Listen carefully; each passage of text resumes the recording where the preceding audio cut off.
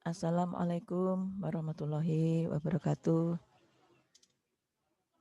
Apa kabar semuanya? Semoga kalian semuanya selalu dalam keadaan sehat walafiat dan masih tetap semangat untuk bisa mengikuti perkuliahan daring, khususnya pada mata kuliah manajemen pemasaran. Yang hari ini kita akan membahas tentang strategi pemasaran sebagai kelanjutan dari topik pertemuan yang lalu, yaitu perencanaan strategi pemasaran. Ada beberapa subtopik yang akan kita bahas pada siang ini. Pada pertemuan kali ini, yang pertama adalah mereview kembali pengertian strategi pemasaran untuk mengingatkan kalian tentang keterkaitan pengertian strategi pemasaran dengan pendekatan strategi pemasaran yang hari ini akan kita bahas. Yang kedua adalah pendekatan strategi pemasaran, di mana kita akan mendekati strategi pemasaran ini melalui dua pendekatan, yaitu pendekatan STP dan pendekatan bauran pemasaran atau yang kita sebut dengan marketing mix. Sebagai review, kalian lihat kembali materi yang telah Ibu sampaikan pada pertemuan yang lalu. Apa yang dimaksud dengan strategi pemasaran? Strategi pemasaran adalah suatu rencana perusahaan di bidang pemasaran untuk mencapai tujuan perusahaan, yaitu mendapatkan keuntungan secara terus-menerus dan berkelanjutan melalui menjual produk-produk yang ditawarkan oleh pemasaran. Untuk bisa menjual produk ini dengan baik, maka harus menyesuaikan dengan sasaran konsumen dan pesaing yang mengincar pasar sasaran yang sama dengan perusahaan.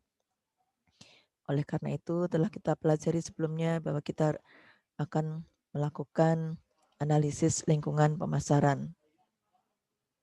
Baiklah, kita akan melihat pendekatan-pendekatan tersebut. Pendekatan STP adalah pendekatan untuk menyusun strategi pemasaran melalui menentukan segmen pasar yang akan dituju, kemudian menetapkan target pasar yang akan dibidik, dan menempatkan posisi produknya di pasar. Sedangkan pendekatan marketing mix adalah pendekatan di dalam menyusun strategi pemasaran melalui kegiatan-kegiatan untuk menyiapkan produk, menentukan harga, menentukan distribusi dan promosi dari produk perusahaan yang akan dijual ke pasar. Baiklah, kita lihat lebih lanjut tentang pengertian strategi STP, marketing. STP adalah singkatan dari segmenting, targeting, dan positioning. Segmenting adalah dapat diartikan sebagai membagi pasar ke dalam kelompok-kelompok konsumen menurut geografi atau tempat tinggalnya. Yang kedua menurut demografis, yaitu variabel-variabel demografis seperti umur, jenis kelamin, dan lain sebagainya. Yang ketiga menurut psikografis, yaitu gaya hidup yang dijalankan oleh konsumen. Dan yang terakhir adalah perilaku konsumen di dalam membeli suatu barang. Ada konsumen yang membeli barang secara rasional, yaitu sesuai dengan kebutuhannya. Ada juga konsumen yang membeli barang hanya sekedar untuk memenuhi statusnya atau untuk prestisnya dan sebagainya. Dan ini semuanya harus dipahami oleh perusahaan dalam merancang strategi pemasaran yang akan dijalankan. Setelah menyusun segmentasi, maka langkah berikutnya adalah menyusun targeting, yaitu membidik pasar yang akan dituju untuk menjual produknya. Di mana pasar yang dibidik ini hendaklah pasar yang memiliki nilai yang terbesar bagi pelanggan. Artinya bahwa pasar ini adalah memberikan manfaat atau nilai yang besar bagi seorang pelanggan itu. Nah, dalam melakukan targeting ini ada beberapa hal yang harus dilakukan. yaitu yang pertama adalah membedakan pasar, ya. Membedakan pasar, ada pasar-pasar tradisional dan pasar modern, di mana setiap pasar ini akan memiliki rancangan strategi pemasaran yang berbeda. Contohnya pasar tradisional itu untuk membidik segmen pasar yang menengah ke bawah, dan pasar modern atau supermarket modern itu untuk membidik pasar yang menengah ke atas. Yang kedua adalah targeting dengan tidak membedakan pasar. Itu semuanya sama, diperlakukan sama, sehingga strategi pemasaran yang dilakukan juga tidak sama. Dan yang ketiga adalah pasar yang terkonsentrasi. Jadi ada pasar yang dipusatkan pada satu pasar tertentu, sehingga semua pelanggan yang akan membeli harus mengakses pasar tersebut. Kemudian targeting itu juga harus dilakukan berdasarkan atribut barang tersebut. Apakah barang-barang ini termasuk kategori barang-barang primer, konsumsi primer, sekunder, atau tersier, barang-barang kebutuhan barang untuk prestise atau untuk konsumsi sehari-hari dan sebagainya. Yang kedua dibedakan menurut manfaatnya, manfaat produk itu bagi konsumen. Ada barang-barang dengan manfaat untuk kesehatan, ada manfaat untuk gaya hidup, ada manfaat untuk menjaga memenuhi kebutuhan. Ya. Semuanya itu harus dibuat target-target tertentu. Yang ketiga adalah harganya. Tentu kita mengenal ada kelompok-kelompok target konsumen di mana memiliki kemampuan daya beli yang berbeda sehingga membutuhkan barang-barang dengan harga yang berbeda. Kemudian juga penggunaan barang. Jadi ada barang-barang untuk kebutuhan industri, ada barang-barang untuk dikonsumsi oleh keluarga, atau barang-barang yang dikonsumsi untuk golongan usia tertentu, dan lain sebagainya. Kemudian yang berikutnya adalah golongan pemakai. Siapa yang memakai produk kita, itu bisa dibedakan target pasarnya. Kalau makanan, mungkin makanan ini untuk golongan orang yang menghindari makanan yang manis. Itu kita kelompokkan sebagai kelompok target pasar tertentu, yaitu yang tidak menyukai produk-produk dengan kandungan gula. Maka kita pasarkan pada barang-barang yang sesuai dengan kelompok itu. Atau mungkin ada kelompok orang tertentu yang tidak menyukai suatu produk tertentu, maka ini akan menjadi pertimbangan kita di dalam membidik pasar, target pasarnya tadi, dan kategori produknya. Semua ini merupakan hal-hal yang harus dipertimbangkan di dalam membidik pasar ini supaya produk yang dijual itu nanti akan tepat sasarannya. Nah, setelah melakukan segmenting dan targeting, maka langkah berikutnya adalah melakukan positioning, yaitu menempatkan produk-produk itu pada suatu tempat di mana produk itu akan mudah untuk didapatkan dan diperoleh oleh target-target pasar yang telah kita bidik tadi. Contohnya mungkin kalau kita menjual barang-barang untuk yang bertujuan untuk menimbulkan prestise atau meningkatkan status sosial masyarakat, pasti kita akan menjual pada tempat-tempat yang sesuai. Bukan di pasar tradisional, tetapi di pasar-pasar modern yang menjanjikan kenyamanan yang lebih dibandingkan dengan pasar tradisional. Nah, apabila ketiga langkah ini sudah kita lakukan, maka kita akan mendapatkan segmen pasar yang jelas, target pasar yang sudah jelas, dan posisinya juga sudah jelas. Nah, dengan modal ini maka barulah kita akan bisa melanjutkan untuk menyusun bauran pemasaran atau strategi marketing mix. Nah, jadi sebetulnya antara pendekatan STP dan pendekatan marketing mix ini sangat berkaitan erat. Perusahaan tidak bisa menyusun pendekatan marketing mix apabila tidak memiliki pengetahuan atau belum melakukan pendekatan STP ini. Demikian pula sebaliknya, bahwa STP ini akan bisa disusun dengan baik apabila ada bauran pemasaran yang sudah siap, ada produk yang sudah memiliki bauran pemasaran yang sudah siap untuk dijual. Kita akan lihat apa itu yang dimaksud dengan marketing mix atau bauran pemasaran. Bauran pemasaran adalah merupakan seperangkat alat pemasaran yang digunakan perusahaan untuk mencapai tujuan pemasaran dalam memenuhi target pasarnya. Nah, sebagai alat akan berfungsi dengan baik apabila digunakan dengan cara yang tepat. Ini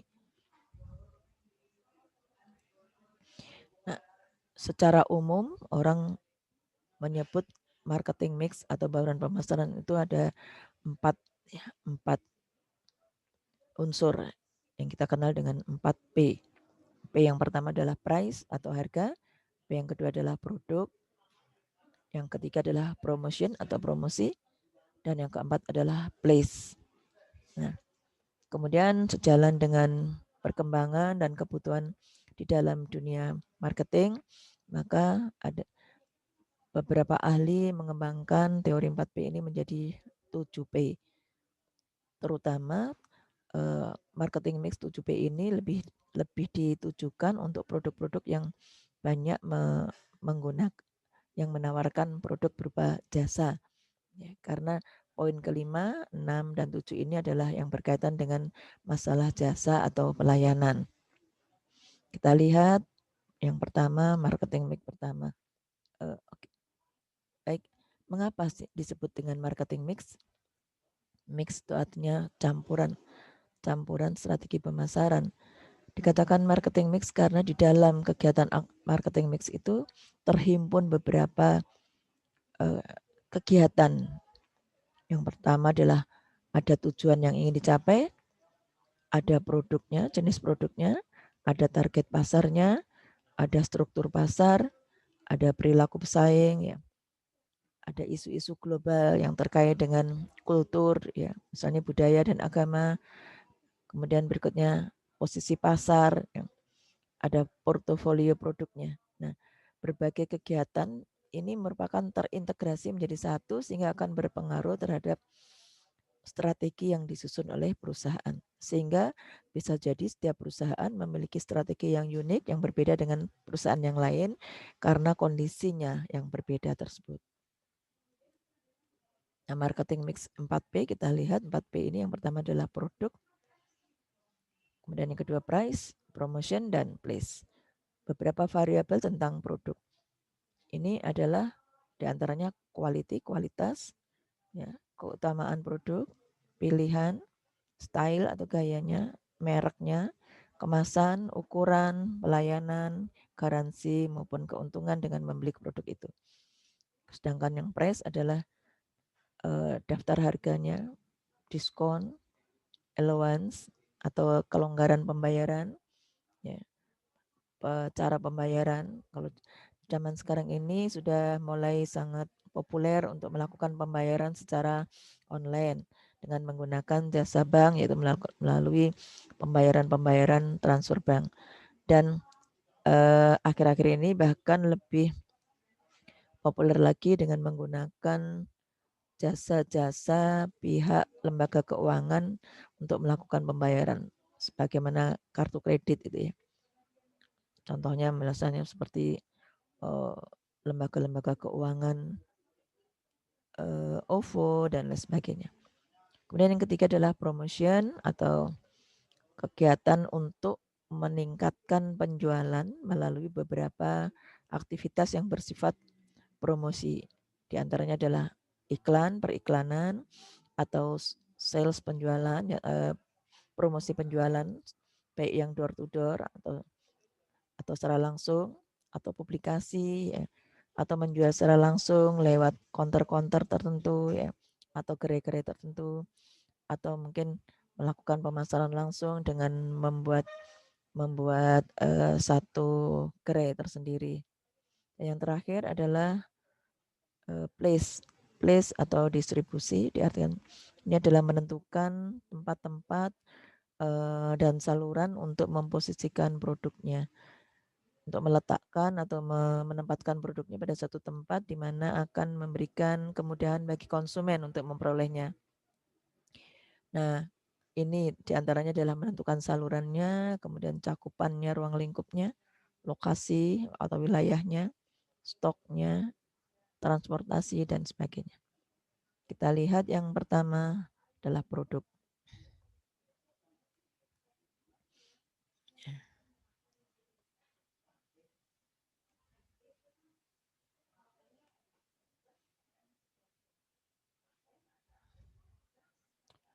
Beberapa variabel penting produk. Bauran pemasaran produk yang dimaksud adalah berbagai upaya perusahaan yang dilakukan untuk menyiapkan produk sehingga produk yang akan dijual nanti akan diminati dan dibeli oleh konsumen. Di antara yang pertama di sini adalah desain, ya. Kemudian teknologi yang ditawarkan dari produk tersebut. Kemudian yang ketiga adalah kemanfaatan produk, kenyamanan, ya, nilai produk, kualitas, ya, dan kemasannya, merek, ya, aksesoris. Nih, pada gambar ini bisa kalian lihat bagaimana contohnya membuat satu produk agar terlihat menarik sehingga konsumen akan suka untuk membelinya. Menjual tanaman diletakkan pada suatu kemasan yang diberikan aksesoris di sini sehingga terlihat indah dan menarik. Inilah tugas. Jadi strategi produk adalah bagaimana menciptakan suatu produk ini sehingga memiliki daya tarik yang tinggi untuk dibeli oleh konsumen. Di antara untuk membuat produk yang menarik tadi, kita harus memperhatikan ini komponen-komponen produk tadi ya, variabelnya produk tadi. Berikutnya, nah, bagaimana memperbaiki produk. Metode yang biasa digunakan untuk memperbaiki atau membedakan produk dan meningkatkan target penjualan yang lebih efektif untuk mendapatkan keunggulan kompetitif, di antaranya yang pertama adalah strategi perluasan. Dengan melakukan perluasan, maka diharapkan masyarakat akan lebih banyak, calon konsumen akan lebih banyak lagi yang mengenal produk tersebut sehingga akan meningkatkan penjualan. Yang kedua, membuat versi-versi khusus yang kita sering mendengar itu special edition, special version, ya, atau edisi baru,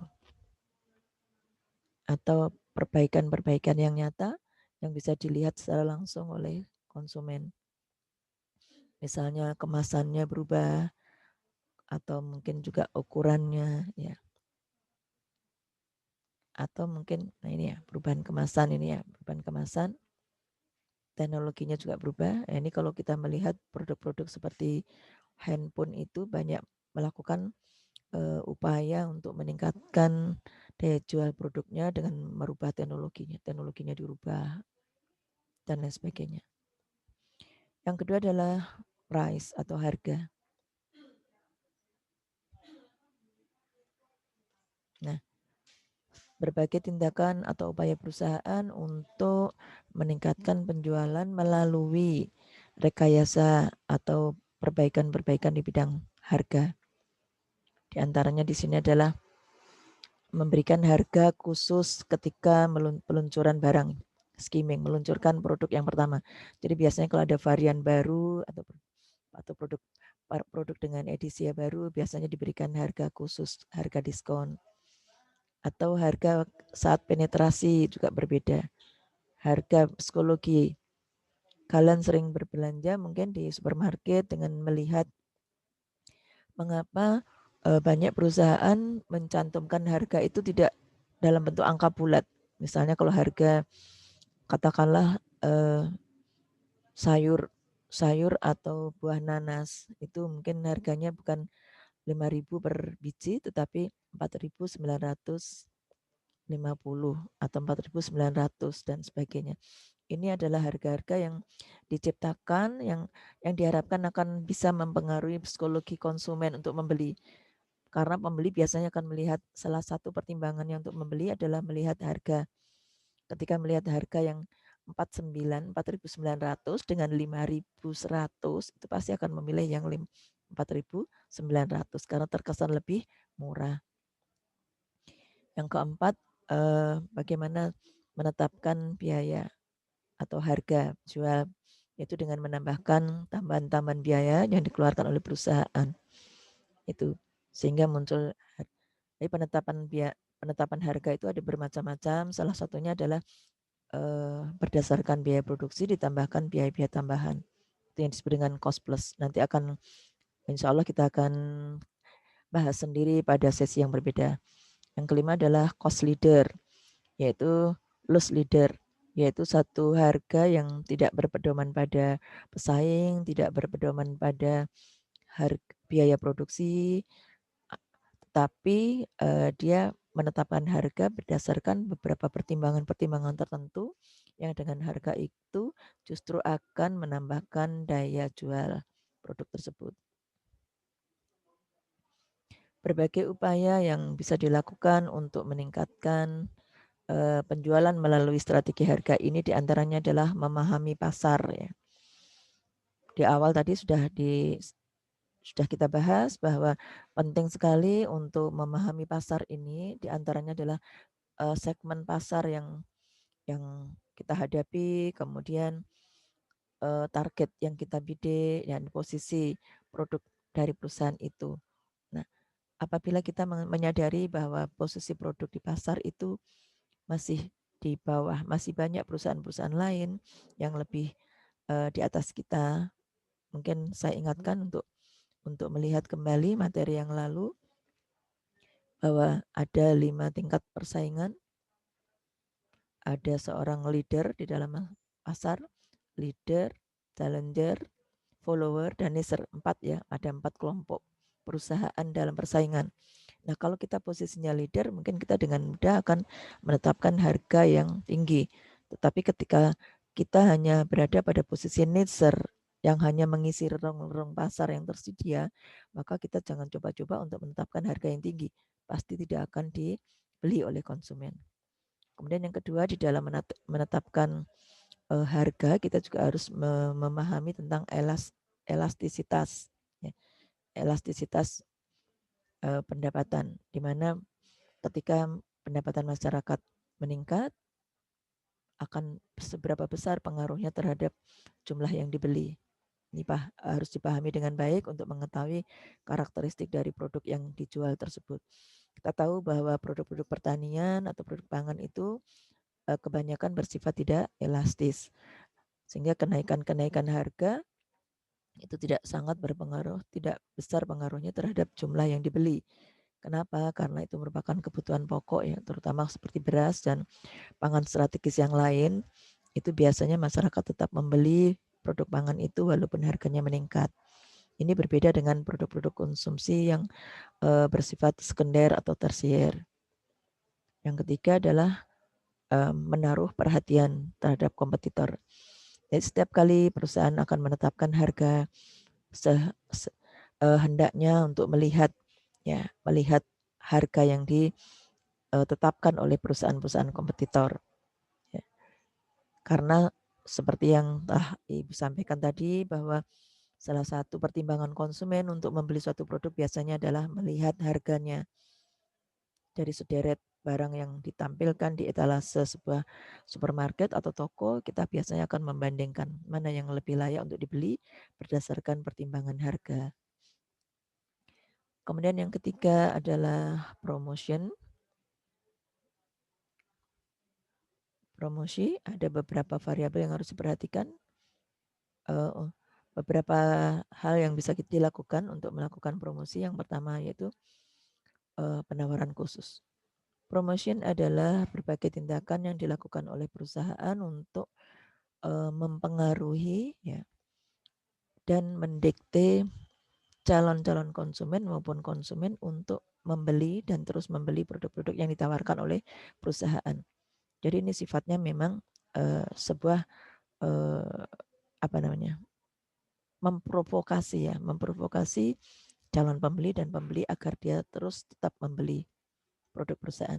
Nah, ini bisa dilakukan dan dengan berbagai cara, diantaranya dengan memberikan penawaran khusus tadi, special edition yang banyak dilakukan perusahaan biasanya edisi kalau akhir tahun ada Natal, peristiwa Natal tahun baru, hari raya Idul Fitri, mungkin ada Valentine Day dan sebagainya.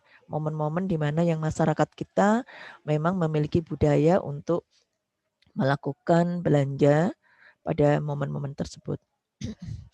Yang kedua melalui periklanan, advertising, baik melalui media massa, tulis, audio maupun televisi.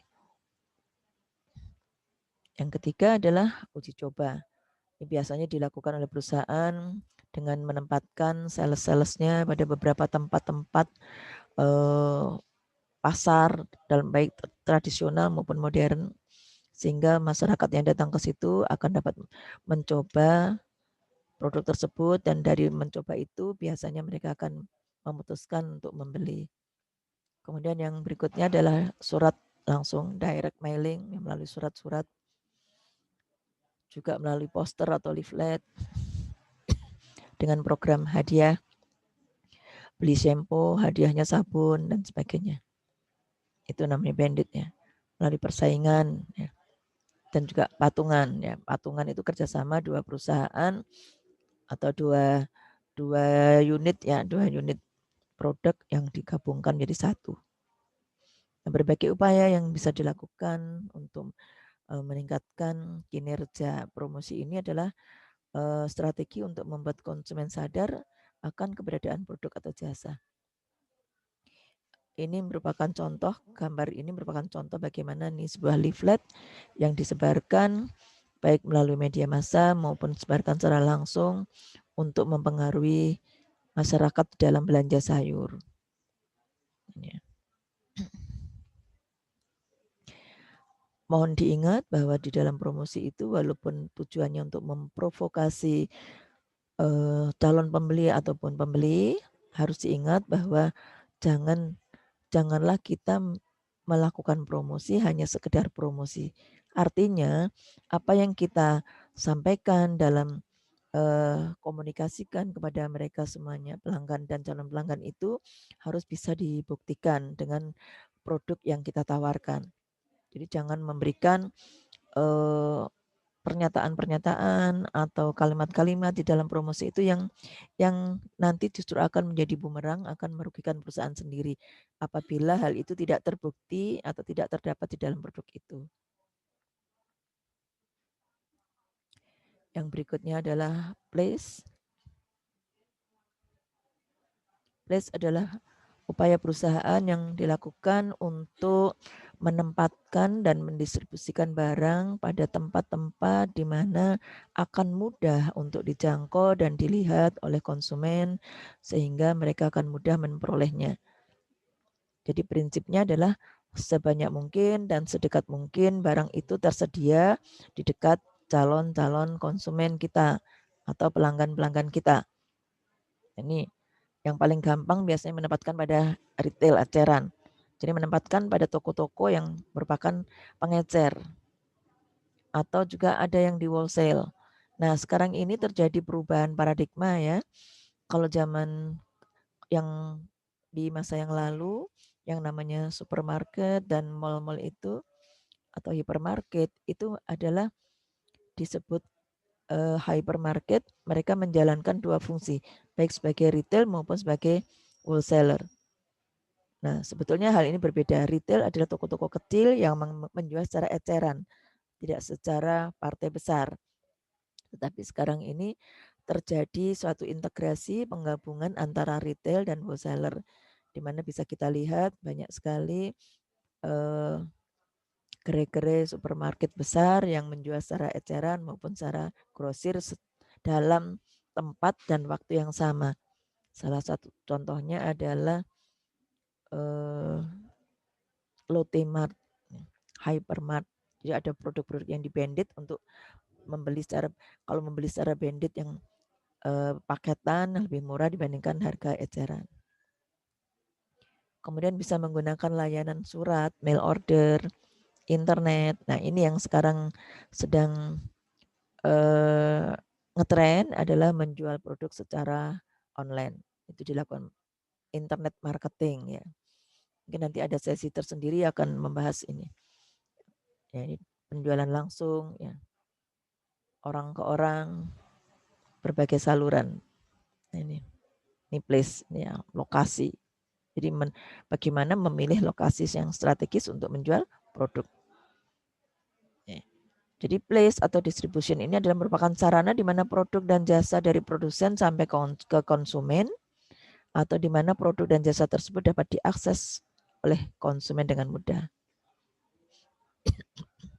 Semakin banyak tempat yang mudah untuk mendapatkan atau membeli produk atau jasa tersebut, maka semakin baik bagi perusahaan. Yang berikutnya ini yang sudah masuk ke P yang ketujuh ya, yaitu people. Seperti Ibu sampaikan bahwa untuk P ke-5, 6, 7 itu lebih banyak untuk menambahkan pelayanan-pelayanan di dalam menjual produknya. Jadi yang pertama, P pertama adalah people. Apakah yang dimaksud dengan people? People pertama adalah karyawan. Karena produk yang baik itu dihasilkan dari karyawan-karyawan yang memahami betul bahwa produk yang dihasilkan oleh karyawan tersebut akan bisa dibeli oleh masyarakat atau konsumen apabila memang sesuai dengan kebutuhannya. Oleh karena itu, maka di sini harus disiapkan employee atau karyawan ini untuk memahami misi ini. Bagaimana dia bekerja dengan baik agar menghasilkan produk-produk yang baik, memberikan pelayanan yang baik. Kemudian yang kedua adalah manajemen.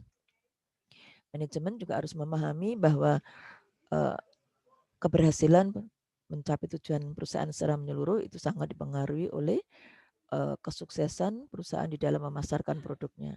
Oleh karena itu, tim manajemen hendaklah juga memberikan kebijakan-kebijakan yang sangat mendukung untuk keberhasilan di dalam memasarkan produknya ini.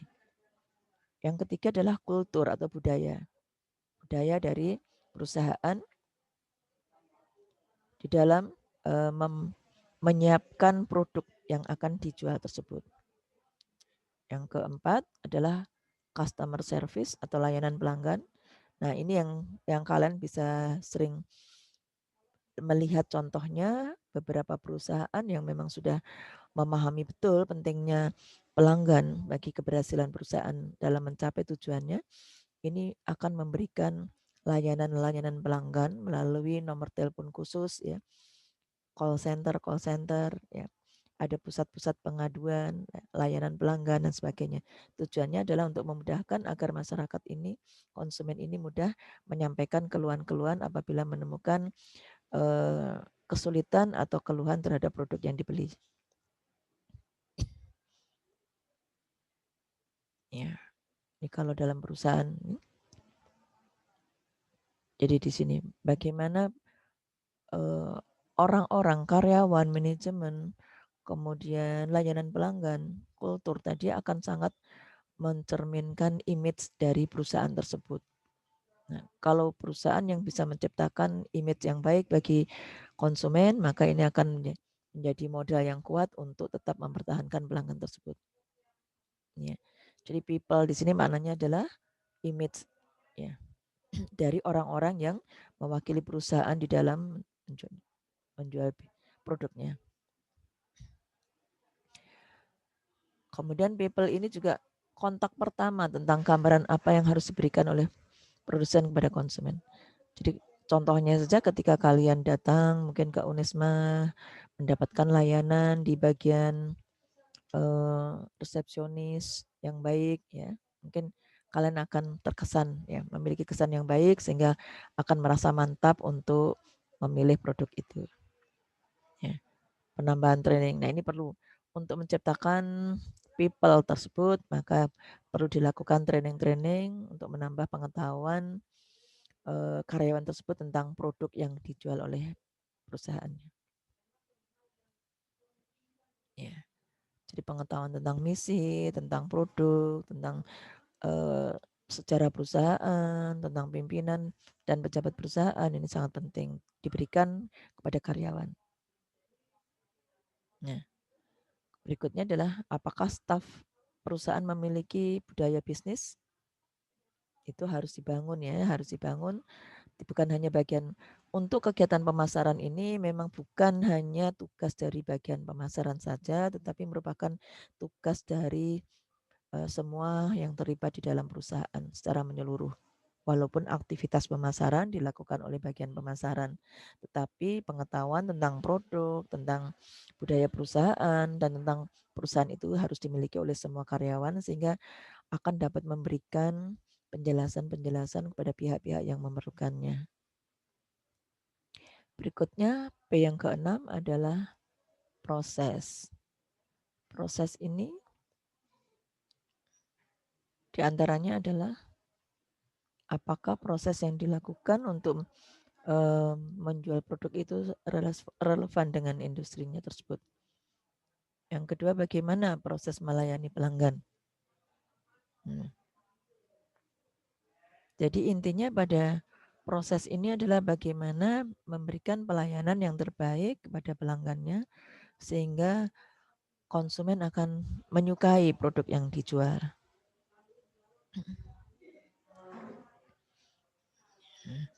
Bagaimana orang menikmati layanan tersebut, bagaimana proses untuk mendapatkan layanan, di mana mereka mendapatkan layanan, apakah harus melalui WA atau telepon atau datang langsung, ya. Apakah diingatkan, ya, ada reminder yang diberikan, ya. Apakah harus mendaftar dulu, apakah harus berlangganan atau harus melalui mengisi formulir dulu, ya. Ya, kemudian tingkatan-tingkatan teknologi apa yang digunakan untuk memberikan pelayanan yang baik. Nah, ini semua yang harus dipahami agar produk yang dijual itu semakin mendapatkan tempat di hati pelanggannya. Yang terakhir adalah physical evidence. Beberapa variabel yang harus dipikirkan di dalam menyusun strategi pemasaran di sini adalah ini ya. Apakah kita ini akan menjual produk kita dengan memberikan beberapa kenyamanan ya. Evidence itu kenyamanan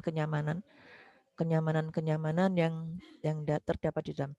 Sebagai contoh kalau kita ini membeli sayur mayur mungkin dengan cara memetik sendiri, itu biasanya akan berbeda dengan euforianya akan berbeda dengan kalau kita membeli sayur yang diletakkan di satu tempat, dibiarkan saja seperti itu, kemudian memilih sendiri.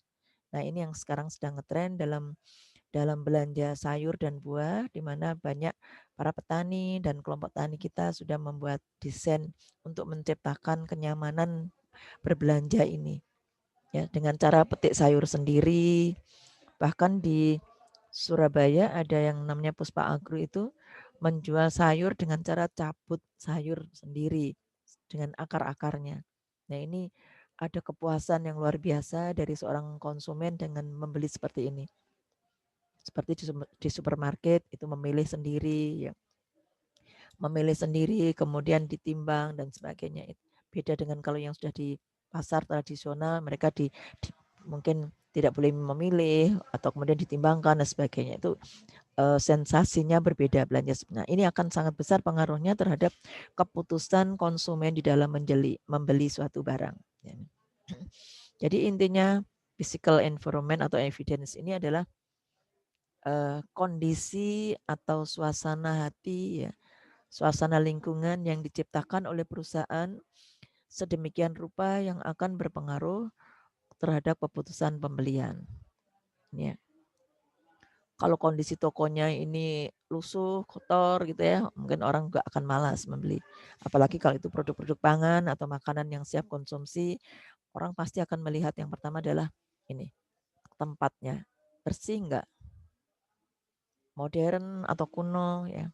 Ada beberapa perusahaan makanan yang mendesain outletnya, gerainya dengan secara kuno. Memang dia menggunakan konsep tradisional. Ada yang sangat modern, ada yang minimalis, ada yang bergaya milenial untuk anak muda dan sebagainya. Nah ini masing-masing tergantung tadi pada target pasar yang akan dididiknya siapa.